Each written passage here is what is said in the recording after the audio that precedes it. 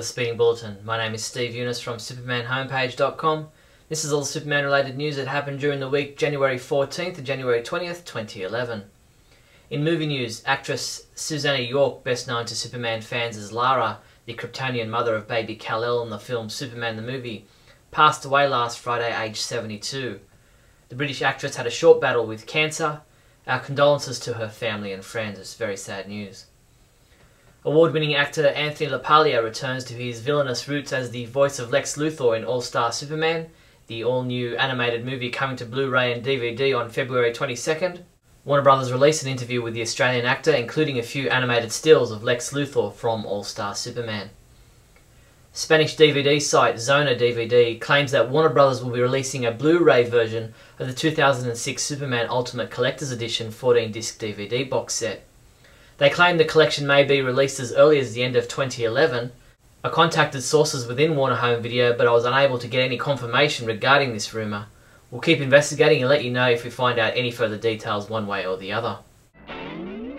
In TV news, quite a few media outlets were in attendance for the Television Critics Association's Winter Press Tour, where the CW hosted a kick-ass Women of the CW panel, with Erica Durant, who was joined by actresses from other CW shows. Eric said this about Smallville's final season. She said, "Hopefully we'll see Superman do what everybody wants him to do. That's pretty much all I can say, but he looks good doing it." The show's executive producer Brian Peterson told TVGuide.com, "This last run is about not only his identity as Clark Kent and his growing identity as a hero, but also his identity as a potential husband. That is as much of who he is as a hero." The CW also released a new promotional poster image showing Clark Kent in front of a Superman shadow. Don't forget the next new episode of Smallville airs on Friday, January 28th. TV Guide's Megabuzz column told us that Clark and his superhero powers will have to deal with an alternative reality after waking up after Hawkman's funeral. Erica Durant tells us it's mainly around Clark figuring out what world he's in and which is the right one. The CW released a sneak peek video clip from this episode, which is titled Collateral, showing Clark having a flashback to what happened to him while he was blacked out. Well, over at TVLine.com, the Ask Osceola feature had this info about casting for actors to fill the roles of Booster Gold and Blue Beetle. Booster is to be blonde and hot, although he has to radiate smarm, while Blue Beetle think what Iron Man would be like if he became a superhero because a scarab possessed him. They want a nerdy Latino actor who can pass for a teenager. The CW also released the official description for Masquerade, the 14th episode of Season 10 of Smallville. In this episode, Chloe and Oliver are mistaken for FBI agents investigating Desaad's recent string of murders, and the pair are kidnapped by Desaad's minions. Masquerade is scheduled to air on Friday, February 11th, while Cartoon Network released 2 preview video clips from tonight's new episode of Young Justice, the new animated series, along with 29 stills from the episode. Welcome to Happy Harbour airs at 7 PM tonight, Friday, January 21st, on Cartoon Network. Look for our episode summary and review in the next few days. Superman homepage reviewer James Lance continues reviewing episodes from the 1950s Adventures of Superman TV series. Come check out his review of the Season 4 episode Topsy Turvy, in which a crook plans to use one of Professor Pepperwinkle's inventions that makes things appear upside down. In comic book news, DC Comics released their April 2011 solicitations. We highlighted for you all the Superman related comics and products listed. Of special note was the 900th issue of Action Comics and Superman Batman Annual Number 5. DC Comics announced this week that they will no longer carry the Comics Code Authority seal of approval on any of their comic book titles. Instead, the publisher will employ their own rating system that will be consistent with other publishers in the comic book industry. The new rating system will begin with comic books published with an April 2011 cover date. The Superman homepage Ask Matt fan forum has been updated. Come by the site now to see what Superman Comics editor Matt Idelson had to say in response to questions put to him by fellow Superman fans, and come submit your own question. The 81st episode of the From Crisis to Crisis podcast is now available to listen to. This week, Michael and Jeffrey start their look at the Superman books with the cover date September 1991. Superman comics we reviewed this week included Superman 707, which was reviewed by Adam DeChannel, who rated it a 1 out of 5, saying, "The rinse and repeat formula of similar dilemmas over the past 6 months is getting tiresome." While Jeremy Ball reviewed Superman number 57 from July 1991, which featured the return of the Krypton Man story. Superman comics shipping this week from January 19th include Justice League of America number 53, Supergirl number 60, Superman Batman number 80, and Young Justice number 0.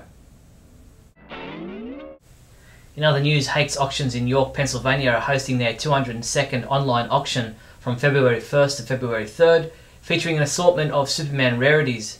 Many of the Superman collectibles date as far back as the 1940s, including a Superman of America club button, Superman Crusader Kellogg's ring, and a sterling silver Superman charm.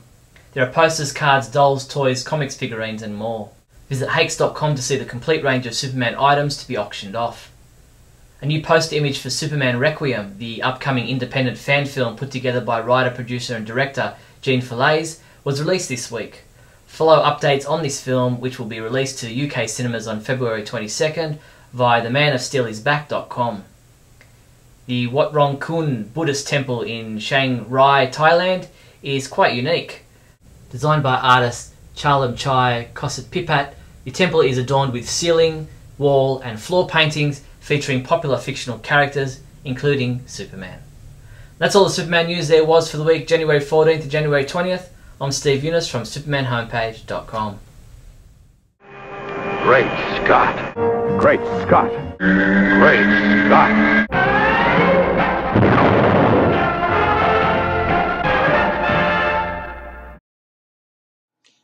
Hello everyone and welcome to Great Scott. I'm Scotty V and it's good to see you. Now, where I left off last time, I was discussing my love of Superman.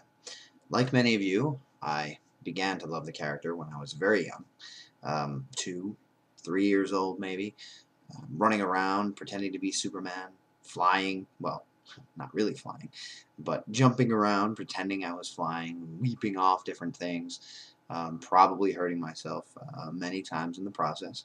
But like many of you, I never gave up and hoped that one day I too would be able to fly.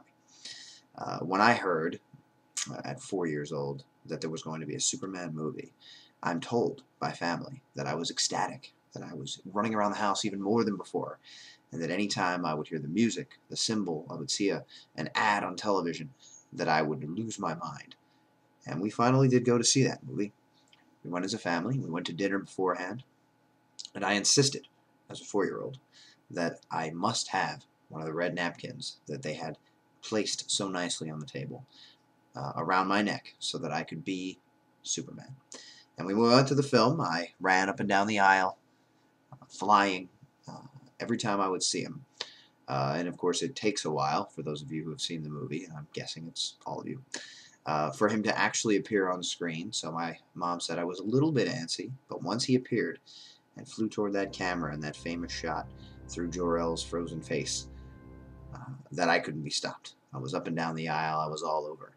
And me, as a grown adult at this point, I thought, boy, that must have been annoying to the people who were trying to watch the movie. But to the contrary, I'm told they were delighted and happy to see a little child having such joy at seeing his hero up on screen. They thought it was cute, and it enhanced their viewing experience as well. This character of Superman, it's something special, and I think that those of us who have such a passion for him know what that means. But that's all for now. I'll continue more of this next time. Remember, look up in the sky.